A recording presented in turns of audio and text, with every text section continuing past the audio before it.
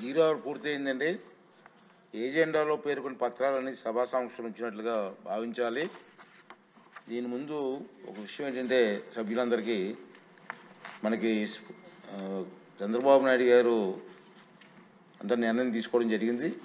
మన శాసనసభ్యులందరూ కలిసి ఎమ్మెల్సీలందరూ కలిపి స్పోర్ట్స్ మీట్కి, కల్చరల్ ప్రోగ్రామ్స్కి, ఇంకా కల్చరల్ ప్రోగ్రామ్స్కి ఇంకా మీ పేర్లు రాలేదు.